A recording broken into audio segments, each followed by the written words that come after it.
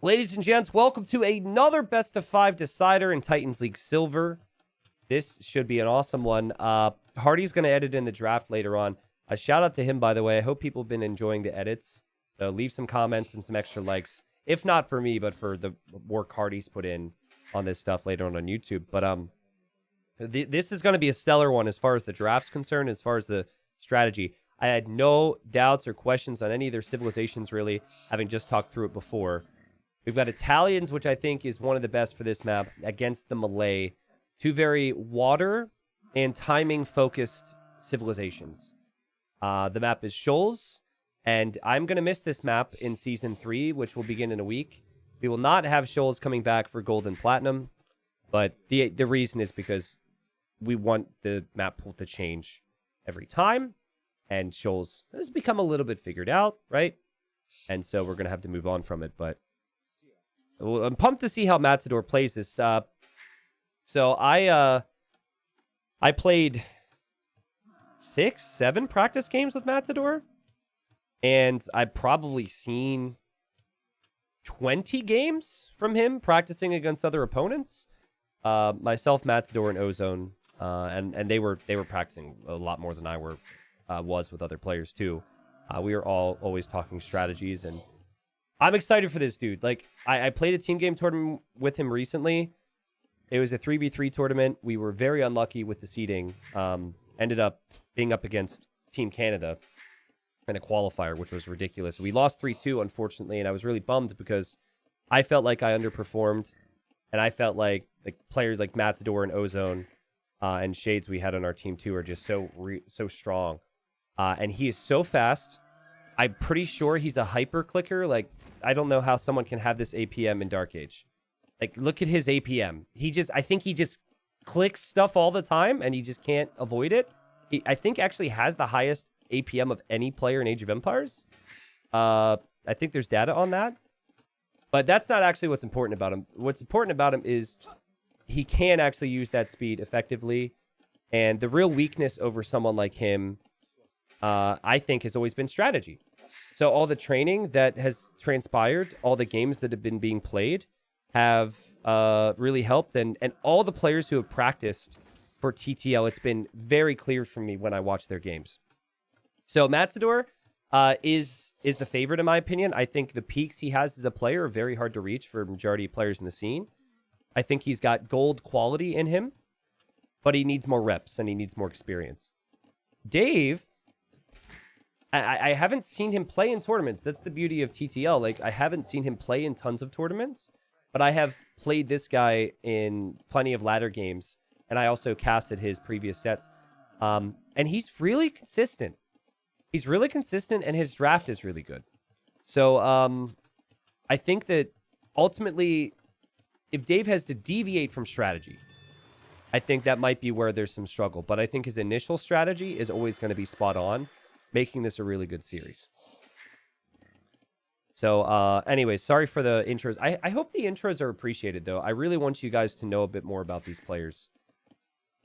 The thing I'll say about Dave, he is a player who at some points would always favorite Arena, but more and more over the past year, he's playing more open maps as well. So he's kind of like a clown player, an Arena player who's branched out. Whereas some of them stay within their walls. And, you know, they don't get better that way at some of the open maps, right? There's nothing wrong with that, but if you want to compete at the highest level, you're going to need a bit more diversity to your play. The same would obviously go towards Matador the other direction, right? Doesn't prefer Arena, but that's an area he'll have to improve, and I know he's been working at it. Now, I was wondering if this would happen here. Because, again, I saw tons of practice games. I played against Matador on this map. But many people play against Matador on this map. He loves his Feudal Age galley play on this. I personally feel as though Fast Castle is the way to go. We've seen a lot of players go Fast Castle. Both players here trying to control the seas with two very good water civs for it. And so we'll see a second dock for Matador pretty soon. Malay advanced faster to the next stage. So he's on his way. We'll get there faster, and then Dave It's cheaper for him to go up to the next stage, so that's kind of nice. Where's the Khmer pick? Dude, Eli, the Khmer pick really worked well for you, man. I was really impressed. I still... So the way I explained it, I don't know if you heard my cast of your set. Probably not, but I feel as though you use the timings quite nicely with it. I think that if you're talking like peak potential of civilizations, I think that Khmer still probably aren't in my top 5 for the map. But I think they were very easy for you to play, and you could see that, right? Like, if you could play 100% correct every single moment, which no one can, right? But if you could, you probably wouldn't pick Khmer, but I think Khmer worked out really nicely for you. As they helped you out in messy times. Okay, so double galley opening here. Now we have to talk about, will we see fletching? There's the blacksmith. Looks like Matador is going to consider fletching. Again, you've got a sea tower. So you should try and fish near the sea tower in an ideal world, but the fish is gone now from Dave's sea tower. Actually, is really nice positioning from the fish from Matador. He's got plenty of fish near that sea tower. So this isn't the stuff that you're really going to get that excited about right now, but this matters. But what matters even more, guys, is the transitional economy. Keeping your villagers producing... Keeping the scout alive is going to be huge for Matador here. First game in the series. Could be a big loss. Oh, he loses the scout on a map where you need to have so much vision elsewhere. Oh, man. Probably just forgot about it because he was microing on water. But yes, food eco that's going to be coming in other ways is important here. What I like to do is I would like to have a mill on deer. But it doesn't look like there's any deer close by. Maybe a mill here could be good. Does Dave see any deer that he could maybe mill? Not really. It's probably not worth it to be on the shoreline here either. Yeah, GG's, Eli. Very well played. Games were awesome. The arena game was epic. It sucks that you didn't see he escaped. Probably would have changed the game, but he also played amazingly well. So I think I actually prefer melee if they are going... If this is a straight water war. Because I've been thinking a bit about this over the past few weeks of watching games. I think... Here's my reasoning. So, first off, when you advance faster to the next stage, that's less time where... And the scout just went down somewhere for Dave. It went under that TC. Okay. So both players are scoutless. But to complete my point, sorry... If you advance faster to the next stage, that is less time that you are teching into that age. And thus, you get back to creating villagers faster, right? So the melee player has more villagers right now in a feudal v feudal war. Also, I feel as though cheaper dock techs with the Italians, that only feel like that can feel really strong when you want to, when your opponent has invested a bit more than you in water. And then you can use the tech, save some resources there, and then eventually move out. And, do more with less, I suppose. But here, like, you're both just spamming ships. And now, it being cheaper to go up to the next stage, I don't know. It just doesn't feel quite as smooth for me. I also disagree with the amount of investment that both players are putting onto water. Like, I feel like the sides of the map are going to be extremely important here. But when you're committed, I suppose. And this will probably just be a race to War Galley. A race that could end up being even. But both players kind of trading off their fishing ships right now. 11 galleys for Matador, 6-4 on the KD. Let's do an APM check. Ready? Dude, he clicks so much. I don't even know how that's achievable. Okay. And, well, Matador getting some good pickoffs here. Dave, though, clicked up the Castle H first, so maybe I'm wrong. Maybe the cheaper dock techs could be really nice here. I feel like maybe fires could be more effective. Because then you really want to be dropping town centers. Yeah, Matador doesn't stream much, but having watched his point of view, He does a lot of, like, he's always clicking with his army. Clicks a lot. And obviously, you know, past a certain point, like, clicking that much is not really add much to you, but the most important thing in this game is comfort. And if you're just kind of used to it, you just continue to do it, right? So, like, these movements look natural, but he's like click, click, click, click, click, click, click all the time. Whereas, like, other people just do one click and then do other things. You actually kind of see with the unit regrouping how frequently he's clicking. Anyways, again, you got to use that speed to its most potential, right? You have to get the most out of your APM. That's the biggest thing. Make the right decisions in this game. And so far, both players have gone water. Both players have lost their scout. Nervy moments, right? Losing those scouts is pretty massive for both. And in the end, Matador currently has the lead. Matador is going to add a couple fishing ships because he feels like maybe I've won water now. Feels like a decent enough play, and he clicks up to Castle Age. Farming eco is going to be ridiculous for him. His food eco is going to be awesome. We have no farms for Dave whatsoever. Whoa. That's pretty wild. And that's why I talk about, like, the transitional economy, right? All right. And Galley's backing away here from Matador. He still should be able to microdent Castle Age fires. Still potential for that. But, I mean, the Castle Age fires should be able to put a dent in this force. Dave's scouting is... Oh, wow, he's going to the darkness over here. Now, he'll know because of how the map is situated that there's a gold area.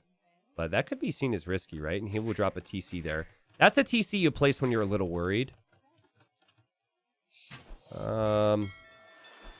Bodcanero coming in. I imagine War Galley will come in as well for Matador. You're committed now. But, yep, War Galley's coming in. Again, there's not a lot of fish here, so I'm not sure how helpful it is to have the middle. But maybe if Matador wins the water, he could be on 6, 7, 8 fishing ships there. And what I loved is how many farms he had. Because now he has the food eco to get eco upgrades. I mean, to get all the upgrades he just did on his ships. But also be able to create villagers out of his town centers. And so here we go. The cheaper dock-up techs and the fires have definitely paid off a little bit here for Dave. But in the end, he still has a big decision to make on if he wants to make more Navy. And I think the answer is no. Do not make more Navy here. All right. And there goes the TC. Now, TC spots are optimal for Dave. Farming count a little bit delayed. Let's look at res collected here. Yeah, so the food difference is pretty considerable here. It's 1,000 resources more collected for Matador, who could easily go for TC number 3 if he wished to right now. He's going to add a stable, and he also is adding a monastery for relics. And I think the stable is probably for scouts to get vision on the map, which I think is perfect. Dave, though, has been on town centers a little bit longer, and one of those town centers is in this area. He's not taking the gold here. He actually kind of needs food, but having access to that gold will be very nice. Should Dave refresh the lumber camp? Yeah, wood's looking a little rough right now, but that's why TCing another wood lines here. Yeah, it's a bit weird how he's taking wood in all these different spots, but it's tough to balance that. Advantage Matador, though, guys. As Matador now gets vision of this location with the Navy, and just in case there's something over here, is actually going to TC there. Which I guess makes a lot of sense right now, right? It feels a bit weird being next to the shoreline, but again, he's blind. He doesn't know, and he's going to send a scout this way to check the right-hand side. And this is how the map tends to play out, right? When you are in the dark, though, it feels very awkward. Yeah, it's definitely worth it to refresh a lumber camp. Like, Dave needs a lumber camp on this woodline or something. Okay, Scout's going to see this TC. That's huge. What will we see Matador do on the back of this? Matador also getting relics. I could see him getting 4 relics in this game. He added a knight. Adding another knight as well. You don't want to commit too long-term into knights as the melee. But a knight's a knight, right? Knight still does decent damage. I'm pretty sure that Dave spotted the scouts and knows that there's potential for damage here now. And so he's panicking and trying to wall up. And that would be where the knights might go. Barracks for Dave because he's just like, crap, man. This feels so bad.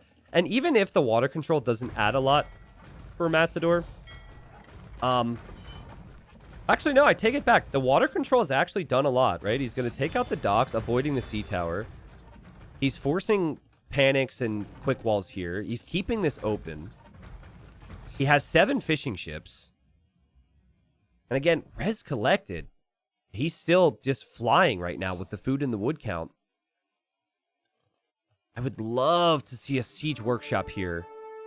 Just try and apply some pressure there on Dave's TC. But Dave's building up towards a castle, guys.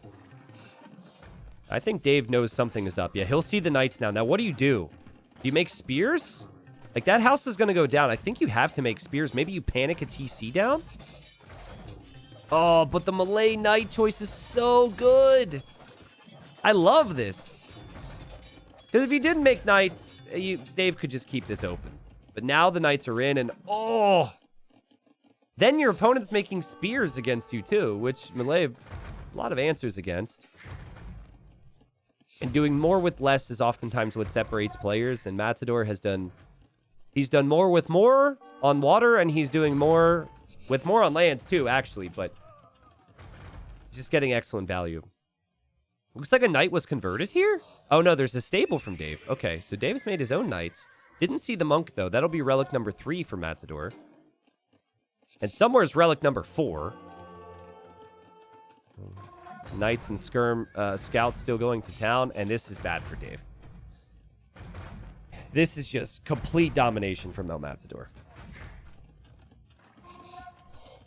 And I think Dave, he's not going to want games where they both go for the same strategy.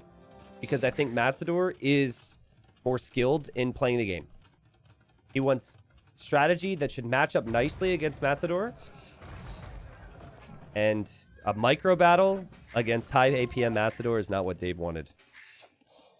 Look at the resources now for Matador too. He's going to click up to the Imperial Age here. He'll be in the Imperial Age any point, any moment. Idle time's pretty high for Dave. Dave's going to get a castle up here, something Matador will see. So now when you see this, I think you drop a castle here and try and win a Trebor. But he might be choosing to castle the other side. He's going to castle here. Interesting. So choosing to go for more of the safe option here because he doesn't have, like, he doesn't have villagers here. When you have the stone, you kind of want to build a castle right away.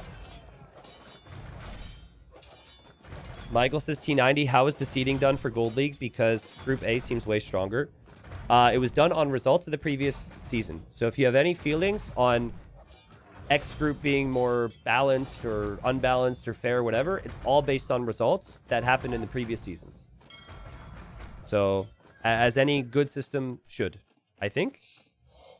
Maybe I'm crazy on that. Maybe we should just use opinions.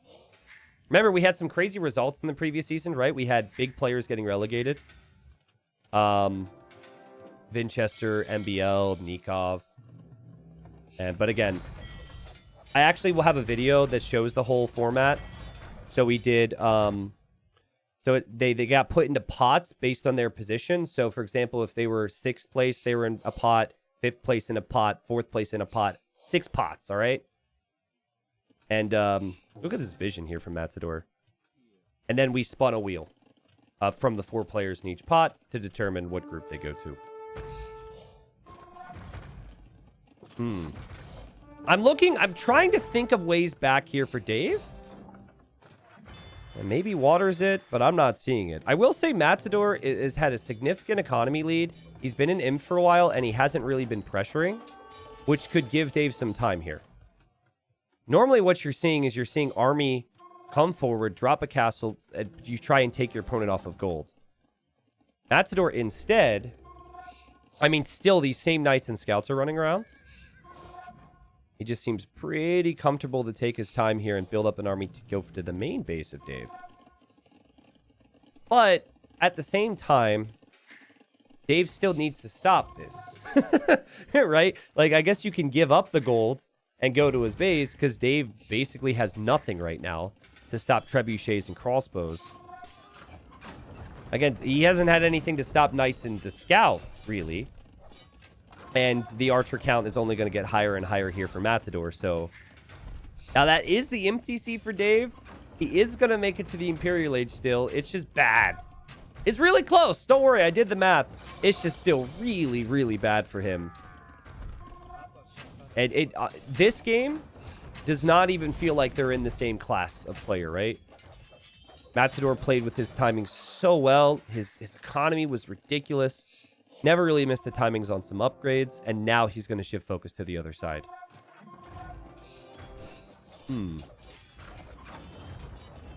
More archer ranges. And the Trebs will continue to push forward. Matador is missing Arbalest. He's also going for Pikemen now. He must be confused. He doesn't know what his opponent's going for. If he sees the barracks, though, he should know his opponent's going for condos. In which case, a couple Krambits could be pretty helpful. But I think we've seen before, if you just get a big enough mass of crossbowmen, this could be great. Fire ships for Dave. Maybe he's thinking that the fishing economy for Matador is kind of made all the difference here, but I think we recognize from our position actually what has made the difference. The fish helped, but it was just getting those town centers up. And there was no, like, real attempt from Dave to try and attack in Castle Age. I think had he done that, Matador would have saw it because he had the stable up already. And again, domination. And again, just look at the speed. It's just such a funny thing to look at with him. Just whoosh! Peak APM. 297 effective actions per minute. He was over 300, actually, according to this. He's a ridiculous player. It's a ridiculous game. Matador with a very easy game. Like, you want that game for your nerves if you're Matador. Very easy to feel nervous at the start here. He also, I think, should recognize, hopefully he has the confidence that he is the favorite. If you, like, lose that first game, suddenly you're like, oh, God. And you know, you could possibly start to doubt yourself and underperform. Very well played. Dave, though, has 2 closed maps. I think this can go to 5 games. He has 2 closed maps and arguably better civilizations depending on what map we're talking about. And Matador has not been known to be that solid on Arena or Regicide Fortress. Here we are, game number 2. Matador playing as the Khmer? What? Okay, Khmer. Again, big questions over how Matador may play the closed maps. I saw Khmer be played on this map one other time, and it was from Fire. And Fire won. And that was Khmer versus Turks. Their boom is pretty insane. And they have raid potential, which is probably what Matador will want to do. Regicide Fortress. You start with stone walls. You start with a tower. You start with a castle. I think you guys understand that by now. Castles are always positioned on the front. But it is the Bengalis for Dave. And this is actually the civilization that I ended up dying to in a closed map. And then I saw a lot of other players playing it all the time. And I feel like this civ is just really hard to play against. Because regardless of what you do, they're going to gain a lead on you. There's nothing you can do that stops them from gaining a lead economically. And then they have so many unique bonuses that bail them out, right? They have really good monks, so they're very strong. If they need to fall back to that. They have good trash units. And then they have like a killer composition if they get to elephant archers later. So we'll see. Hey, T90, if someone accidentally runs their king into a castle at this point in the game, is it an admin re? No, they lose the game. Admin re's are only for if there's like a bug with the map or something, right? Or there's a disconnection due to internet. But this is a regicide game. If you lose your king, you're dead. So, could be a really big deal if you were to toss your king into a castle. Map could be, I mean, it always is, but map could be a really big factor here because the castles are on the front, but we've got stone, gold, like so many resources on the front. So, holding that position is going to be important. I am thinking that we will see Dave just go for the boom. You get +2 villagers when you arrive to feudal age. And then you get Additional +2 villagers when you arrive to Castle Age. The bonus is you get +2 villagers from your town centers per age. So you also get villager boost when you arrive to Imp. And usually then you have even more town centers, so again, you're getting more villagers.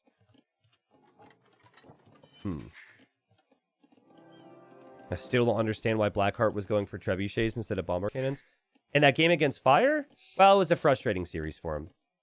And trebuchets have way more range. So I don't know which game you're referring to. I assume you're referring to the Fortified Clearing game. I never felt like there was an instance in that Blackheart series where he shouldn't have made a Trebs or bomber cannons. I think the main thing for him is he needed to take control of the game. Better players do a really good job. If you give them a second to rest, they're going to pressure you, and it's going to make you make mistakes. So you need to take the initiative, and that's probably what Matador is going to try and do here. But how do you really take initiative against the Bengalis, who could also make the Ratha out of their castle? Ratha's maybe not seen as a good unit, but in Regicide Fortress, it's actually very valuable because it's really good stats for the cost, and you start with the castle. It's not good enough to build up towards castles. Bengalis have better things that you can build up towards. But if you have the castle, making it in combination with other units can be nice. Market and stable for Dave, so he probably wants to play map control and relics. And unless I'm blind, do we only have 4 relics? Oh, no, I'm blind. Okay, so we've got 2 in the south. And then we've got 2 in the north, and then 1 over here in the east. Quiniso, hello. Could opening monks be decent here? I think opening monks is good, but if you're going to open monks, you probably need army with it. Because it feels very natural at times for the Khmer to add a stable and add scouts. It is interesting, though. Normally, when you're talking Khmer scouts, let's say on Arena, the benefit of going scouts is they don't have to make the barracks. But on Regicide Fortress, you start with the barracks. So, no real advantage there, but I guess just the farming eco is good. Bengali monks can win against scouts. Yeah, it's true. But you're going to be focusing on your boom, right? So that assumes total control over your monks. That assumes he doesn't get light cav. I think Dave's style is just, again, you have a villager lead already. Why not add a couple extra scouts? I think when you have a boom lead and you're going to have an economic lead, I think you should stick to that. That's my philosophy. So in this instance, I think I would prioritize the town centers if I were Dave. But you may consider, okay, you might think, okay, he will go straight boom to catch up with me. And while he's doing that, I'll just get all the relics. And then in late game, I can't be stopped. But some of the approaches I preferred the best with Bengalis on this map in particular, which I think is less map control oriented with scout play. Some of my favorite builds has always been just drop the town centers right away. Okay, town center number 2. These 2 villagers are stuck, which is really awkward and really bad because it doesn't show up as idols. Oh god, she's stuck as well. Oh, that's 20 wood right there. He's not getting. He's buying wood now, and those 2 villagers aren't collecting any more wood. Ah, that brings me pain. Okay, thank God. Okay, I think he noticed. The TC for Matador, TC for Matador. Matador is going to go straight boom. So what do you make here if you're Khmer? I feel like the players are quite close together compared to some gens we've seen, which I think suits the Bengalis. What do you guys think? What's your best unit? He's gonna just go for wood and food eco for the time being. Trying to catch up with the Bengalis. Should be very difficult to pull off. Also, Dave added the stable, but didn't add any scouts. I think he at this point feels like he doesn't see scouts from Matador, so he doesn't think it's necessary. I don't know, dude. Like, if I'm I do not see an easy way that you stop the Bengalis if they just open Halb, forward castle, go Trebs. What are you supposed to do against that? Khmer need more time. If you give Khmer time and they mass a ton of ballistas, that could be interesting. I'm actually curious who would win, Ballista Elephant or Elephant Archer. I think you don't really have a gold unit that excites you with Khmer. That is at least realistic, so I think you have to try and use the sides. So maybe like Ram Push with some Hussars. Ram Push with some Hussars. But Dave should be experienced. I don't think he would allow that to happen. Also, is a world where maybe we see a 4th TC in this game from El Matador. This 1 villager on stone, and now 2 villagers on stone is probably an indicator of that. Still no monks for Dave. So he's just straight booming. Did delay his town center to add the stable. Actually, not really, because he didn't add a blacksmith. That's interesting. Let's check res collected. Okay, 200 more resources collected. Food count growing for Matador, though, which could lead to a faster imp. A scout there from Dave got hit by the tower. Scout here from Matador is now a little bit stronger. There's the monastery for Dave. Again, I think Matador should just forget about the relics. Something very satisfying about Khmer farms. I really like that. You think ballistas plus archers plus hussar? Well, ballistas and archers wouldn't make a lot of sense, right? Okay, here comes the Ratha. So again, it's a good unit for the stats. It provides 105 HP on this unit. That's sick. And it's got range mode, but you should switch it to melee mode so it's doing, what is it, 10 attack? I thought maybe it might even be 12. Dave's king moves into the castle. Dude, don't put the king in the castle. Put it in the tower. Oh, goodness. If he ever tries to make another Ratha and then push forward and drop a castle forward or something. Ah! Okay, bit of an attack here. Dave obviously hoping to get some relics now. And Matador is going to see the Ratha, but will it be too late? Nope, not really. Still in a good enough spot, so now he knows. He could convert the Ratha, which could be nice. So series has been a pretty boomy series so far. The first game was very economic based. Obviously more potential for different aggression choices, but... Alright, res collected now. Still higher for the Bengalis.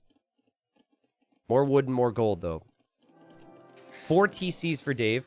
Remember, he's going to get plus 2 villagers for every TC he has when he eventually makes it to imp. So he will always have the eco lead here. We'll also have decent relic numbers. There's a monk there. There's a monk there. So that's probably 2 at the very least. Matador may be able to snag 1 here, though. And we'll see if that monk goes back that way. Yes, it does. Dave, I think, will realize the relic is gone. But he's going to have a bit of a hike to get there. And I think that relic might be able to make it back home before the scout gets there. He's checking, though. Oh, Matador saw it. And Matador, yep, he immediately drops the relic and goes to convert. Oh, tries again. Okay, putting the APM to good use. This is so good. He must have a hotkey for dropping the relic. I do not. I'm too lazy for that. And oh, he's gonna make a run for it. Run! Lock the gate. Oh, monk dies anyways. But hey, he's got the relic within his walls now, so that's something. Ooh, losing this would really hurt. Into the tower. Ooh, saved. Okay. Ratha still being masked for Dave. It's a very good unit unless you're up against skirms. And it feels like a natural unit to make when you start with that castle. But it's stressing me out that Dave has his king in that castle, man. I've seen it before where players accidentally send their king into the battle. And this isn't community games. There's no bonus for, like, having your king in the battle, okay? Imp's going to come in for Dave. And Matador is going to click up to Imp as well. But I do not know what your army composition is. I don't think he knows what his army composition is. I think this is what happened. I think he sees 2 closed maps, and he says, all right, one of them is going to be really bad for me. The other one I can draft for. The other one he did draft for, I think he has Britons for Arena. I think he's really comfortable with that. So he figures, I'll try something here. I'm out of my element here, but this is maybe the one map where I'm really not going to have a civ that I love and a strat that I love. I'm happy with that. I need 3 wins. I'm okay with losing a game or 2. Like, he feels the need to go skirms now, right? Because he's up against Rathas. So it's the correct play for him to go skirms. Absolutely. But the freaking Bengalis, man. Like, again, you could just do no wrong. You have the eco lead guaranteed, unless you're up against maybe Chinese or Burgundians. And, you know, the eco lead's going to grow even more. Do you guys think the +2 villagers from your TC, from all TCs, do you think that's too much? Do you think if they changed it to +1, that you would like it more or less? I'm curious. I'm not necessarily proposing a nerf, but more and more I see this civilization. I think if you're playing them intelligently, it's really hard to ever fall behind. It's not enough. Okay. Good to know. Yes, they need more. This castle for Matador, he had to build back here. He wanted to build it here, guys, to protect that gold. He's not able to protect that gold now. +2 is fine. Yeah, it's a situational bonus, right? It's really good on closed maps. On open maps, it feels like they need it. That's where it's weird. I think Bengalis are a little too broken on closed maps and a little too weak on open maps. But, you know, it's a civilization that you have to play a specific way, and I do like that aspect of it. So now 123 villagers versus 98. Dave was able to get 4 relics. And while we've only had 4 kills in this game, Dave has played this perfectly. The only thing that's weird for me is that he saw the archer range and he's not prepping an answer to skirms. I think Halb is just kind of like an instinctive thing because he's expecting his opponent to go Hussar because it's common for the Khmer. There's a world, though, where, again, his king is still in that forward castle. Oh, he just did it. Yeah, put it in the tower. Thank you. Oh, my goodness. You see that? At least he realized. What if he grouped everything together and the king was in there? But yeah, I think it's an instinctive thing that he's going Halb, and I think actually going for cavalry would be best here.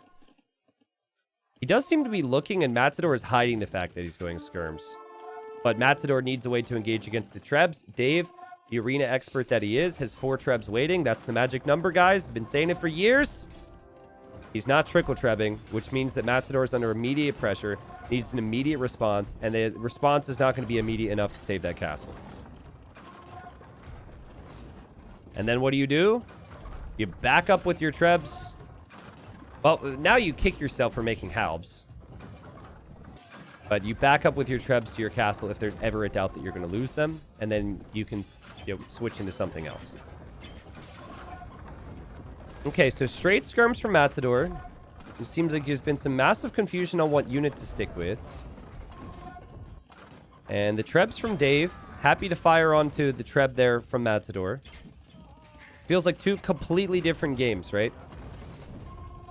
Like the positions have been flipped. Matador was in full control in the first game. And Dave kind of looked clueless most times. And, well, now Dave's got full control. A lot of it due to playing a civilization to its strengths, though. And I don't think Khmer have been played to their strengths here. Yeah, skirms do well against the Ratha. So there's a chance that Dave kind of throws this one right now. Now, his Trebs are still taking out buildings, which is kind of nice, but I would be a little concerned if I started to lose my Ratha mass. So you just need Lightcap here. He's adding ranges. He's getting Parthian tactics. You might concede he's going Elephant Archers. Really good unit, but again, you're up against skirms. Dave, what's happening? Yo. KD does not look good for you, bro.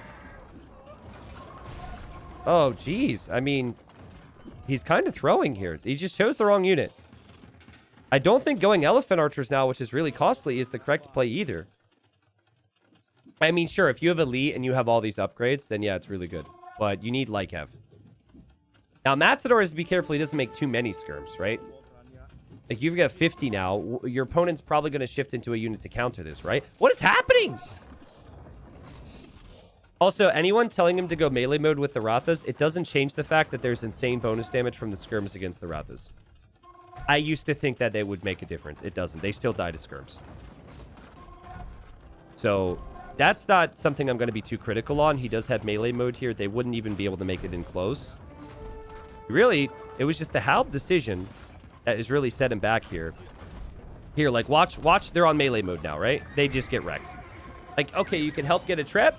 That's good. That's good use of the unit, whereas maybe before it wasn't, but skirms still destroy them. No T90. Is it less bonus damage if they're on melee mode? Because it certainly looks really bad. Hey, there we go. There's Lycav showing up.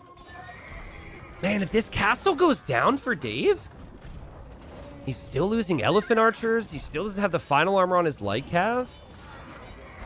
This is rough. And forgive me, maybe I missed a tweak. Maybe I missed a change, but I'm not seeing enough to tell me that melee mode makes any difference there. And these skirms, they're good for now, but we need something more from Matador as well. If it's a combination of elephant archers and Lycav, I will prefer Dave's position, as he's desperate to hold this right now. But I mean, he's really got good map control, and he's got the 4 relics. He's killing some villagers there. He's denying all this gold, so if he clears this, he can take it. And the Lycav finally are doing something for him. And I think while it was worrisome for Dave, he found the answer. The answer was Lycav, and he can just hold here, stabilize, and eventually push this all back. Also, Dave is 70 on food. Holy crap. Dang, so he's really been macroing hard in these instances. He wasn't on 70 food a couple minutes ago. That's awesome.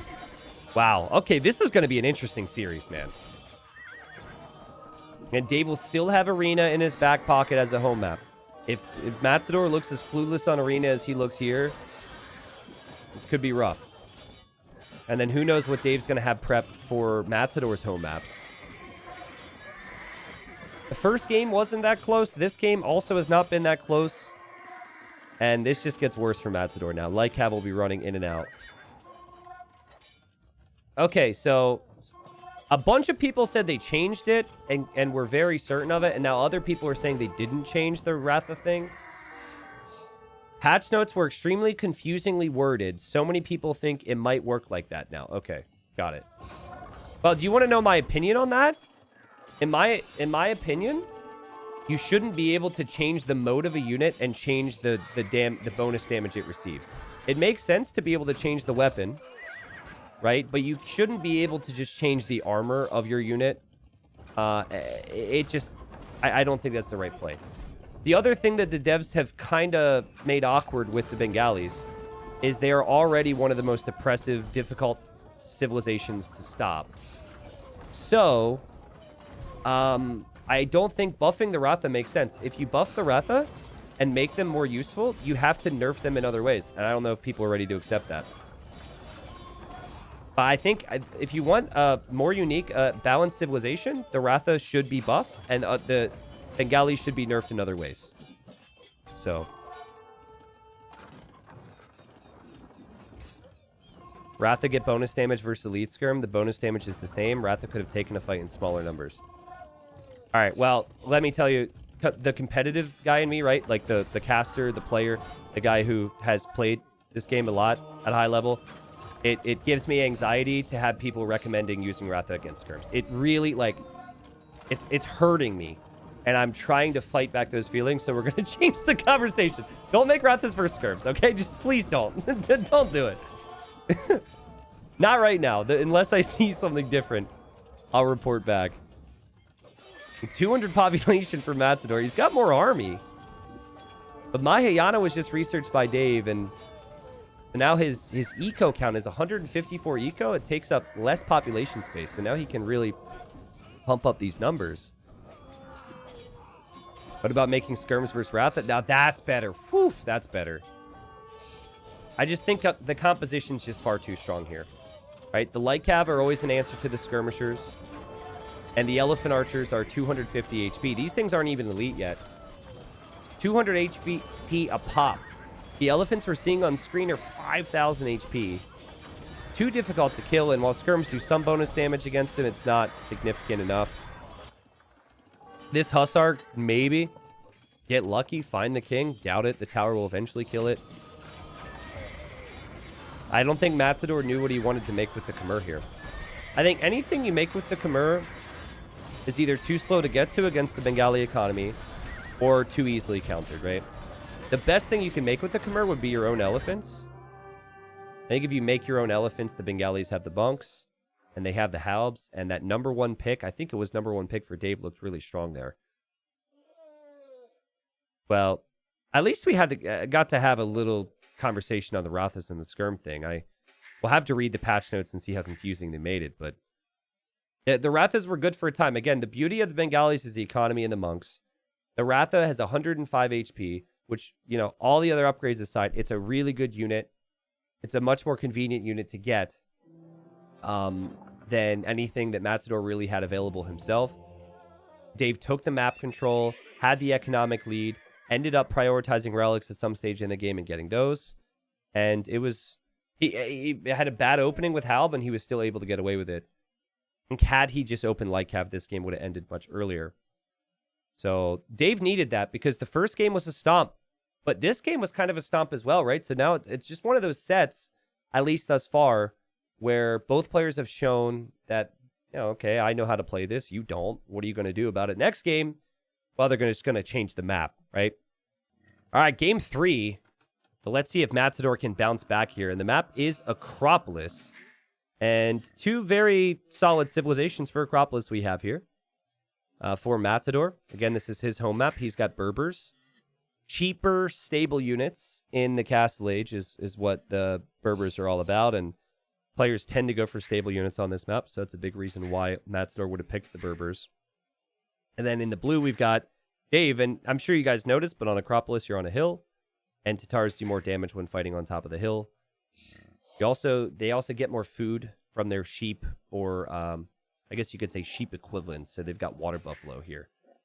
So you get more food from all your water buffalo, and you do hill bonus damage. It's a pretty solid civ option. I do feel, though, that the Berbers completely countered the Tatars as far as options are concerned if this is an even game going late. Berbers don't have an easy way to stop the Camel Archer. Or, sorry, the Tatars don't have an easy way to stop the Camel Archer. So, you know, that's kind of that's the unit you eventually want to get to if you're Matador, but again, it's not as though you can't use the cheaper camels and the cheaper knights as well. So majority of players are leaving their hill to go to the wood line on the front. That has been an area of focus. We've seen towers there in quite a few games. Dave is currently looking for his wood line. He sees a tree. He may choose to lumber camp the top. This is completely fine. This is a good wood chunk. Lots of wood. I wonder how Dave will open this. Like, if he has confidence in his ability to play this map against Matador, he'll probably open scouts and adapt from there. But it is possible that he's intimidated by Matador's aggression, and he chooses to go against that. And try and go for something slightly different. But is it a map that offers the potential from something that's slightly different? We've seen archers and man-at-arm opening, and it just takes so long to get there. It doesn't seem like a lot, but because the players are up against the edge of the map, it is really difficult to get damage done with those things. Stashvo, I've seen a dock on this map before, but it was a version of the map where there was water in the middle. Not water in the middle. Sorry, fish in the middle. I debated at one point adding a couple fish here, but I feel like it would change the map too much, and we have enough maps that incorporate water. So the idea was that for this to be a lands map, not a hybrid map. But yeah, like maybe you're Malay, you could make fishing ships and fish traps there, but then you're like in the battlefield. If someone has army, they could just kill all that. This is kind of interesting. I think this is a script bug. Actually, I can kind of see what happened here. So I'm not a script master, but as you can see, relic in corner, relic in corner, relic in middle. And I think these relics couldn't go to the corners because of the hill. So they got squished down to the flatland here. You know what areas looks really tasty right now, though? This area for Dave. If he scouts this, this is second TC territory. It's kind of far away from all the action. You've got wood and you've got gold. That could be really nice. As opposed to like the front, where you could be raided constantly. Matador kind of has that option over here. It's not as juicy and not as tasty, but like even here doesn't look that good, right? This is genuinely one of the best spots for the second TC on this map. And Dave's going to click up. Scout rush is the plan. 19 pop for him. 19 pop for Matador as well. And food count is going to be ridiculous for both, but should be a bit higher for Dave long term because he's still got 3 buffalo and then he gets 50% more food on those bad boys. So whatever 50% is on 450 food, but then you have to incorporate some level of rot on the food or decay. I don't know. It's a number. But it's higher than what Matador will have from his cows. But Matador does actually have 4 cows still, so I don't know how that happened. Maybe he pushed in an extra deer. Oh, there's a cow missing. Okay. You think walling Matador in is a valid strategy? I disagree with you, but I appreciate your creativity. Matador knows where Dave is. This is a map that's really scout friendly. Not the scouting, the making of scouts. It is that as well, but I mean it's very easy to avoid running into their TC because you know it's up on top of the hill. Watch him run directly into it now. Okay. So scouting around, looking around.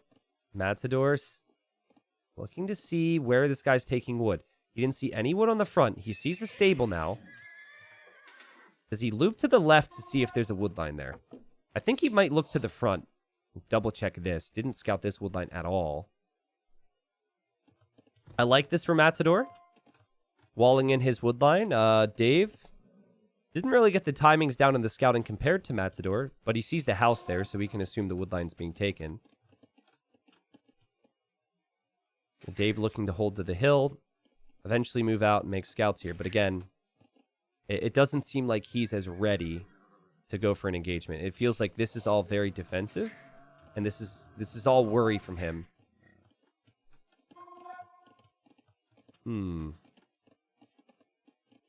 Matador, he's moving forward with spearmen and also with the scouts. So he doesn't feel like he needs defensive spearmen right now. He's got 1. But he's made 3 spearmen here. And good quick walling there from Dave. Again, I said this before about him. Just because he's really good on closed maps doesn't mean he can't play the open maps. That was very well played. And now I've jinxed the poor guy because his villager's exposed. Now it's the fighting and it's the micro, but it's also the macro here. What's your farm count like, right? Seeing the farm starting to come up here slowly for Matador. 4 scouts for Dave. And Dave has defended from this attack. Could think about moving out now. Dave's sending a ton onto gold right now. Dang. Jehu, if you want notifications of streams, go to the Discord and go to the rules channel and react with the clock symbol. Sometimes Discord can be a bit better with notifications. I hear differing results, so that's why there's different ways, right? Or you could like follow my Twitter, but I don't tweet every time I'm live because I don't want my Twitter to just be live notifications. But glad you made it. We have the Discord notifications for a reason, though. Oh, scouts have moved forward for Dave, and oh, he's just out of position with his spearman, but still Matador hasn't found the kills. Hasn't taken any losses or any loss of HP on his scouts. The scouts from Dave, again, hoping for some damage. I'm not seeing that potential. Matador does not see the double archer range switch from Dave. That's crazy. There are a lot of spearmen out, though. Oh, God. Oh, God. Am I crazy, or was there a wall there? I would hate to be a Dave villager right now, man. There's been so many villagers close to death, and boink! Matador kills one. Very well played with the aggression here. Food eco is going to be abysmal for Dave. Look at the farm difference. 11 farms up right now. And Matador is able to defend at home. But, I mean, the archers could... If Dave can get forward with 4 archers with his scouts, he could just wreck Matador. Matador doesn't know about it. Dave with the quick walls. Good luck doing that consistently, though, on this map. You've chopped through your wood line. It's not fun. And, oh, God, the scouts have made it through anyways. I like how Matador is using his scouts here. It's almost like Step Lancers. He gets right on top of them. Obviously, Step Lancers have the range. All right, so Matador sees the archers now, which is crucial, because now he knows he needs to brace himself. And the answer for him is not skirmishers. That would be risky, because his opponent has scouts still. So he's just going to double down on the scout numbers. Great quick walling from Dave, but wood is a big issue, and if wood is a big issue, farms are a big issue, and it's just messy. Trap. Trap with a gate. Gate. Oh, it's so hard to think about this. He's moving forward with army as well. The spearman out of position. He also has that going on, and that's going to be... What? Another villager that doesn't die from Dave. Matador. He's got 2 spears at home. He'll have 3 scouts, and then after that, 4. He gets hit there by Dave's scouts. Now, he's going to complete armor, and he's dropped the tower on his woodline because he knows he's vulnerable there. What's interesting is, if the scouts hadn't come home for Dave, and it was archers and scouts, Matador would have problems. I think just 6 archers might not actually be that big of a deal if he's got scouts with upgrades here. Oh, and he baits Dave into the attack in the middle. So just a 3-1 KD in this game, but there's been tons of action. And Matador has to be careful with these archers, but he prepped for them on the wood line. He knew it was coming. And he's going to have fully upgraded scouts now. He has forging and he has bloodlines. Honestly, Matador, I think you just have to come back and clear this. Also, I would really like to see a gate here. Gate and just send more villagers in towards that wood line. I'm going to check food collected after this. There has to be a massive difference. The farming eco is just now coming up for Dave. He invested so much of his wood into archers. House wall from Matador to block the pathing of the archers. And here he goes now. He's going to kill these archers. They're done. But we are going to have a tower eventually from Dave. It's a vulnerability for Matador. If a tower were to go up back here, then he can't take wood.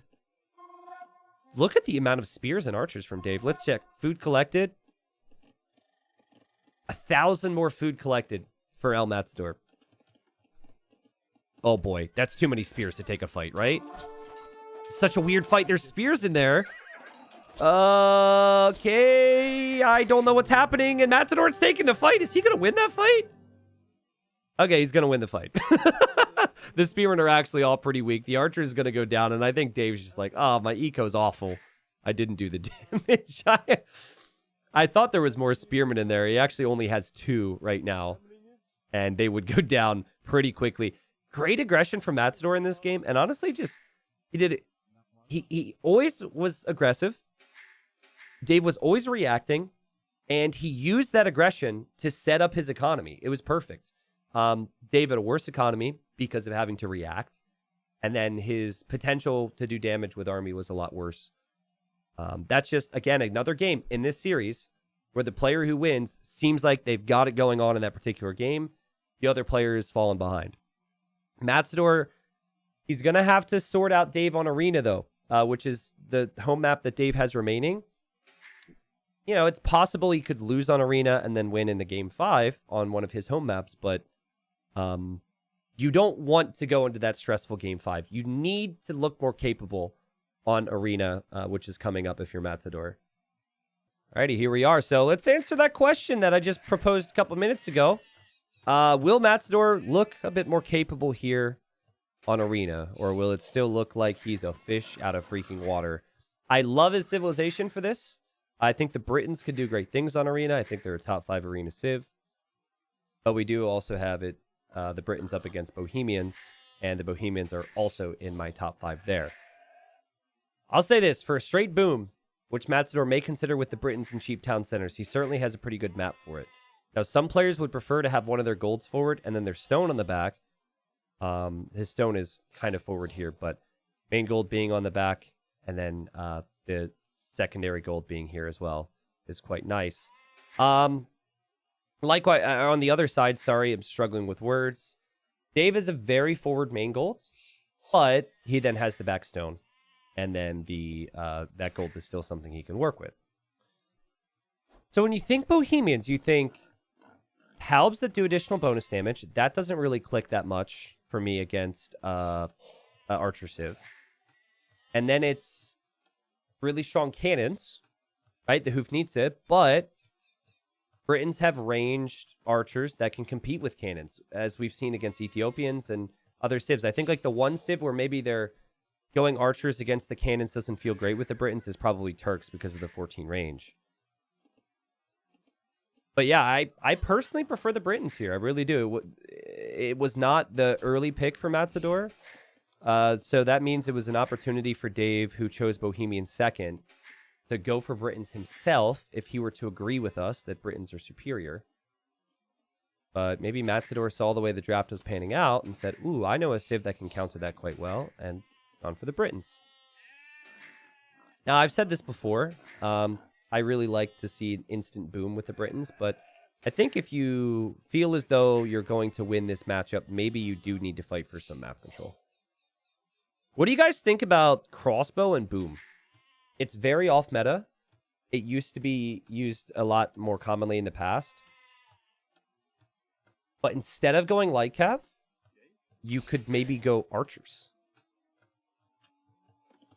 I think on paper it's a good idea until you are trying to afford things, because the crossbowman upgrade is more expensive than the light cav upgrade. You need fletching, which is a cost investment. Might actually just be much better and more effective, at least with the whole balance of the situation in terms of what you can afford to just go for light cav. But if you were to go for crossbow, you add the range. Your range does produce faster because you're Britons. And then a massive crossbows, it suits Matador. And it can be really good against like pike, scout control, monk control, anything along those lines. Okay, I'm going to predict what Matador is going to do, and I'm going to get it completely wrong. Actually, if I were a betting man, I should bet that he just goes like Kevin Booms. But I'm going to pretend that Matador is going to be more creative than that, and I'm going to say this. He's going to go instant boom, okay? And he's going to TC the stone. And he's going to mine the stone to build up towards the defensive castle, and then longbows. And he's going to just dominate this game with longbows. That's what I want to see. I think the safe play, though, is probably maybe to add scouts or something. Bohemians are undercooked lately. Well, I think Bohemians are really good at arena, but they have 2 civs that they run into that, or maybe, no, they have 3 civs that they run into that I think counter them quite nicely. And those civs are Burgundians, Turks, and Britons. If Bohemians is facing like any civilization that's not those 3, they're insane. I mean, they're insane here as well, don't get me wrong, but I just think Bohemians are like the younger brother of the Big Daddy arena civs. Ooh, scout fight. Oh man, yeah, both players running away from that. Italians counter Bohemians too, right? I don't think so. I don't think they counter them.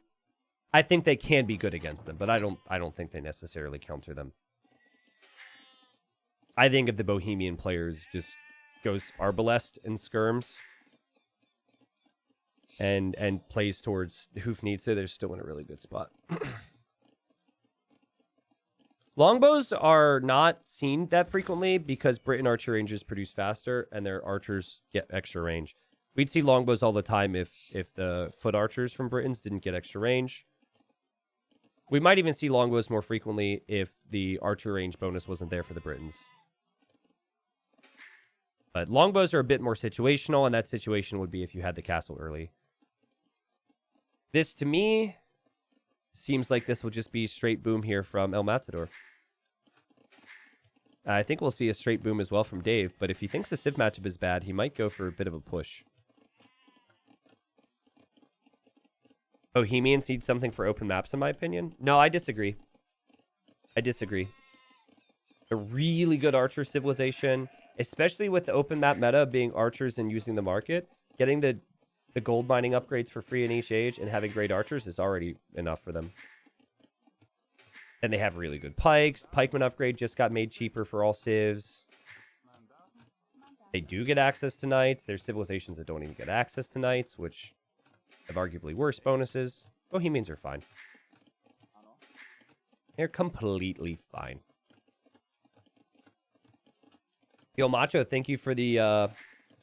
appreciate the stars, dude. I will be casting Titans League. Very important tournament for me.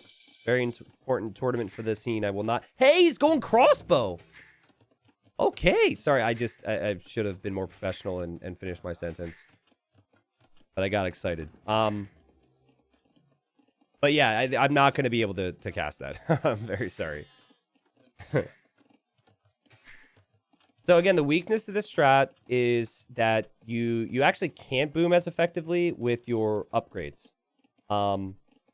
It's actually the food that's hard to come by because the crossbowman upgrade and fletching. The nice thing is if you get crossbow and fletching, you have 7 range crossbows. Any other civ would have 6 range. I think getting Bodcanero is a little too crazy here. Dave's got to add a stable. I don't think this is too bad for Dave necessarily because you could still use the mobility of Light Cav and scouts to be able to dodge the crossbows and pick off monks. But the good thing for Matador will be he's going to have big archer buildup. Like there's no easy way to engage against the archers. And Britain archers are key to the long-term success. So even if you don't get all the relics, which Matador will try and do, I'm sure, just starting to make the archers now could be really good. But it does come at the expense of your economy. A little bit, anyways. T90 are Portuguese, the top 6 arena civ. So basically, do you think I'd put them in 6th place? Because I think I have my top 5 established. I think they're in the conversation. But I don't think it's... Like, I think it's a top 5 thing, and then maybe Portuguese are in the top 10, right? So I have the top 5 established, and then I got to give 5 other civs a shot. I think that's tricky. I don't think Dave is going to shy away from aggression. It almost feels like he wanted to leave his base there. He had a villager near the gate.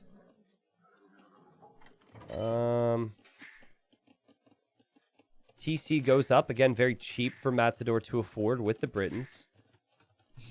Has fletching. Doesn't opt for crossbow. Can't really afford crossbow unless he skips the bowsaw upgrade, but it's a boom map. So I think bowsaw is the correct play. He seems to be waiting to see what his opponent's going to do before he moves out. And now I don't think he expects anything from Dave. He'll see the gold and he'll see the monastery. And he's like, whoa. Guys, this would be huge for Matador. Win this game on Arena and then moves directly into Gold League. He's been practicing like crazy. I really think that he will be dangerous if he advances through to some players in gold. And I think this is a video that I'll end up making as, oh, scouts find the archers. I'll definitely make a video on maybe which, what I predict in each group. Assuming I have the time and all that, but of all the players in silver, I think that Matador is maybe in the top 3 of all the players that could. Like, let's say he wins this game. I think that Matador, or he wins the next game. I've got this much faith in him. I'm pretty much like a foregone conclusion in my mind because I'm such a Matador fanboy. I think that he might be one of the better players coming out of silver. 2 TCs for him. Archer mass is still there. Archer's protecting the monk.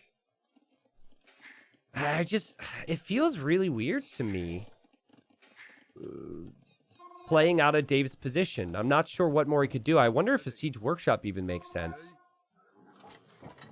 Oh, almost ran through there. And Matador just protecting his monks. Still keeping the scout active as well. And that monk's going to get pulled back. Dave, good work, though. This is what I meant, right? You could still use the scouts to kill monks, even though the archers are out there. And he does kill 2 of them. He doesn't lose a single scout. Well played, Dave. Well, that answers my question on what you do. That's what you do. You just dodge the arrows. Was beautiful. Goes for another monastery. So not deciding on a siege workshop. Hasn't moved out at all yet. And 3 TCs now for Dave. Still 2 TCs for El Matador with a lot of farms. 18 farms. He doesn't actually have them all with farmers on them right now. And there's TC number 3. So he's later to the TCs when compared to Dave. That could be great for Dave. Army comp, I think you can go skirms and bombard cannons. And hope to push back the Britons if the Britons are pushing you. Or hope to push the Britons before Britons get werewolf. I would love to see a couple scorpions here, personally. Like, just 2 scorpions would be really nice against the archers. And then we might be in a weird situation where, kind of like what we see on Arabia, Matador might need to add a stable to make some knights. You don't see that too frequently on Arena. I think Matador will be able to get this. So that'll be Relic 2. I don't think Dave scouted that. No, he did. I'm wrong. So he just decided that that's not possible for him. And holy monks. Okay, he wants to convert those archers. That stable I talked about earlier might make sense now for Matador. Or you get crossbow and you get bodkin before moving out now. You saw those monks. That's a lot of monks right there. Sanctity's in, so the monks have more HP. That does also affect the vills. That's unimportant right now. Oh, I got confused. I guess he doesn't have a loom. Soldiers have 40 HP because of Sanctity, but not loom. Crossbow upgrade coming in. No bodkin yet. I think bodkin... man, it's tricky. You should always opt for Vill production, I think, over bodkin. But it'd be a really nice upgrade to have here. And you could use those crossbows to kill all those monks. Matador has kept a close eye on them. But he's also keeping a close eye on his monk here. That'll be Relic 3 for him. And he's pretty heavily on stone right now, building up towards a castle. Dave doing the same.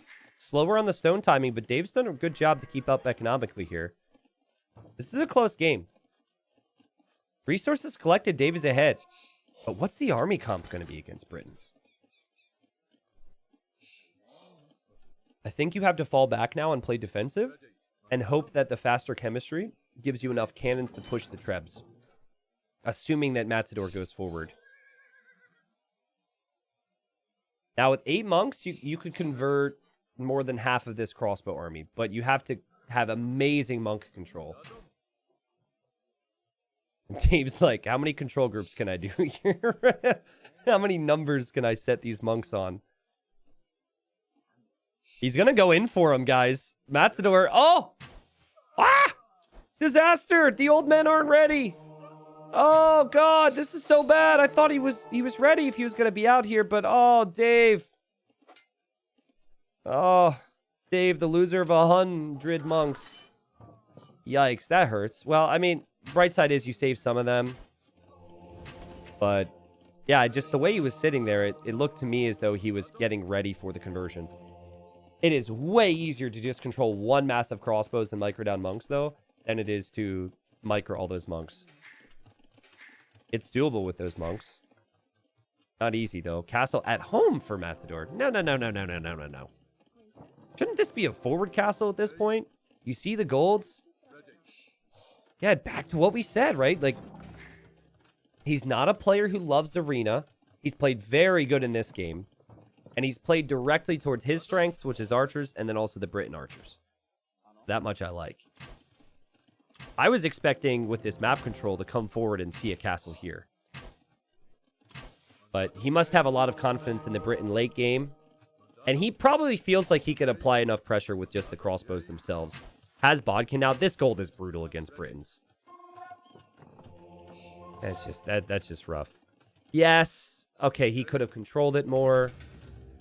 Yes, this happens from time to time. Yes, he's got the safe back stone. There's a gold there too, so it's not like this isn't an admin re or anything, but that just really sucks in these moments. Good luck trying to use siege against 8 range crossbows that are about to be 10 range crossbows that could be 11 range, 12 range archers. If Matador wants to really get a push going, but the castle not being forward really could slow Matador down. Maybe his next castle goes forward.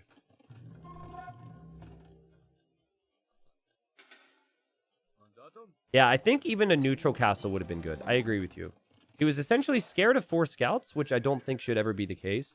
I think a castle here is a good compromise, because then you're protecting more stone. Anyways, still relics here. Relic, sorry. And Dave's going to be 2 minutes late to Imp, so he could have issues defending that gold, but he's not going to be killed just yet. But yeah, okay, this is just going to be a castle creep is what it is. So the first castle is defensive, and then he makes a treb from it, and then the next castle is offensive. And I think Dave, oh man, he's trying to move out here, guys. He sees the castles coming up. He knows he's still pretty far away from Imp. He doesn't have the relic advantage. He barely has a Vil lead right now. He wants to deny this castle. It's going to be at 50%. Bracer was late for Matador, but once Bracer's in, he can kill the units from Dave, I believe.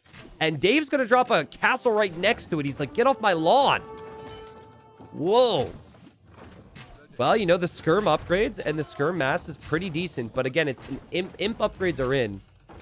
Look at Dave try and buy time there. He's healing the skirms and dodging what he can with the skirms. And Matador deletes his castle. Dave with the hold. Dave with the hold. Dave with the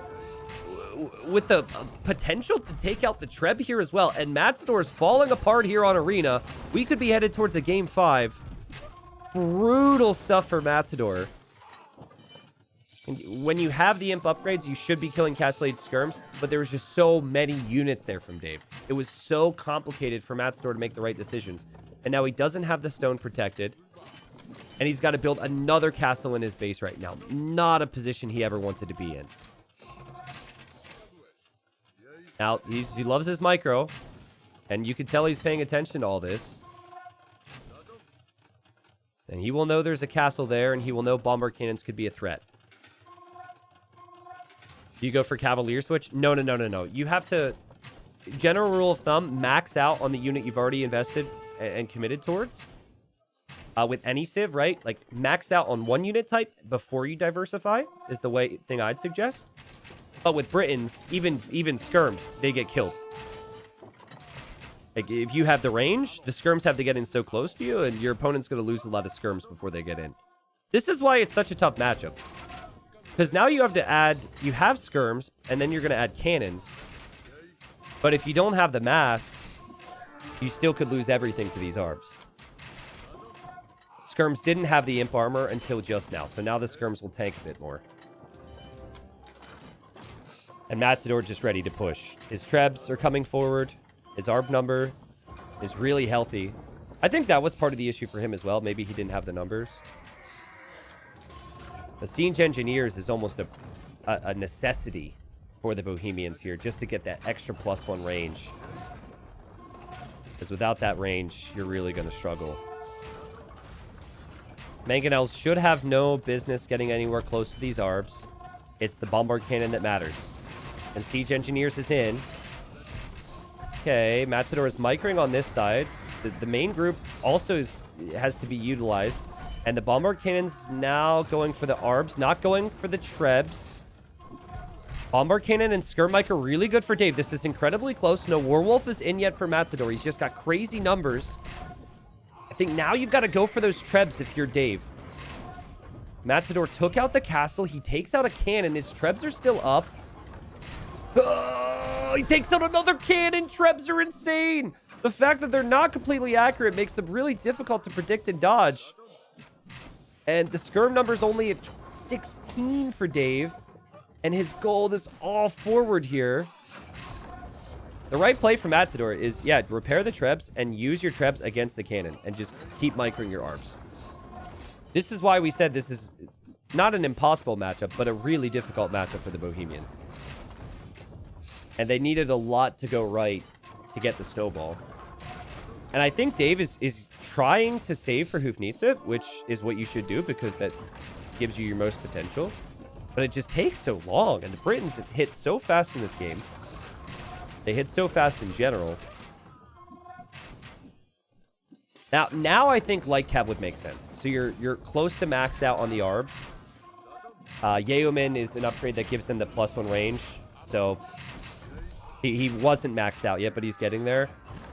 Your food count is starting to spike. Now I think dropping some stables feels natural for Matador,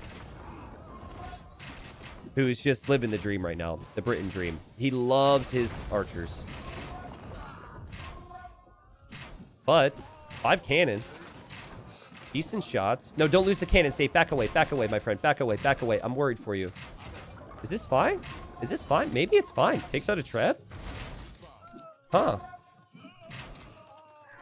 Okay, I think fall back to your castle for a moment. Get Hufnitsa. And then maybe you could actually push all this back. TC on this extra gold from Matador. He could also get the 4th relic. Now, he's expecting Cav. So, isn't this interesting? The game sense from these two. Matador is starting to tech Cav because it's good against skirms. And then Dave expecting that he's vulnerable to it. Like, realizing that is something he could die to is now going for pikemen. Oof, losing that cannon is painful. Res collected this game. Slightly higher for Matador. And denying this gold and then securing this gold while also having 4 relics it gives him a better long term. Still shocked we haven't seen Hufnitsa yet. He was close to the resources quite a few times. I think he's over making vills because of the stress. I think 136 vills, you've got to call it quits here to get Hufnitsa. Save some food. Very easy as a caster to look at that. Not so easy as the player to realize that. Food count's pretty ridiculous for Matador. It's micro, still really oppressive and impressive. Stables will be going up somewhere, building him in his base, which is a bit interesting, but they're fast units. I think having them forward would be a bit more helpful here. He runs in underneath the skirms and the cannons and just still keeps backing away. Backing away, microing. Backing away. Boom. Hufnitsa's on the way, though. 90 seconds away. We also have Werewolf coming in. That's 20 seconds away. But Trebuchet, dead. And only 2 trebs for Matador. I think Matador could just use the light cav to raid on this side. Dave didn't realize that his opponent was over here. Matador can see that now. And Dave's going to drop a castle there, realizing that something's up, but... Dang, this is a crazy game. Well played from Dave. I really looked bad for him. How on earth did he stop that castle earlier from Matador? Matador, I think, has been a bit indecisive and slow at times. He's going for elite longbow. That could be pretty costly. You're going to lose your castle here, man. Matador is shifting over here to deny this castle, though. So one castle will be destroyed. Another one will be denied. And man, oh man, our light cav needed here right now for Matador. These are some crazy arena death balls, guys. I mean, as of now, I think I would prefer to be the guy who just had his castle denied instead of the guy who lost his castle. You can still finish this one if you take a fight soon.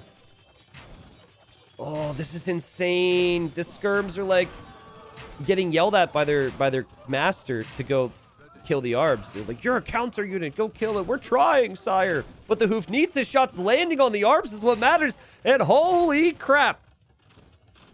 Another castle could go down for Matador. Who said Bohemians are weak, man? Who said Bohemians suck versus Britons? I'm not so certain of that. Now, Desperation Treb attempt here for Matador. Werewolf is in. Dave is to be extremely careful here. Oh, we lost 2 cannons. Oh, we lost 3 cannons. Don't tell me he's going to lose a 4th. Yeah, he's going to lose a 4th. He's going to lose just a 4th. But he's got his gold back. Oh, no, he doesn't. But he could get his gold back. He's taking gold here. Matador amassing more and more light cap, but the Halbs are still there waiting. Just, yeah, super cannons versus super trebs. Crazy game. I like this from Matador. Turn it into Arabia. Try and find some sides to raid. And both players have to pay very close attention to their siege. I do think, though, if the Warwolf Trebs are always firing, that it's going to be really difficult for Dave now. I think Matador forced the engagement there against the cannons because he knows they're expensive. And he feels like he can do a lot if he holds the position. And he's held the position now, as he's also teching into champion. Oh, God, that castle's ambitious from Dave. That's extremely ambitious. I'm not even sure if he's going to keep this castle up. The Halbs have gotten lured out of position multiple times here by the light cap, which is understandable. They're really hard to control that, as well as the cannons and the skirms. And now I'm feeling better and better about Matador's position. If he takes this castle, he can freely take this gold. Treb here for Matador's going to go down. And Dave backs away with the cannon. And it's the cannon number that matters here. Because with 1 or 2 volleys on this, like if he can half the number of ARPs, it's a different game. But it needs to happen soon.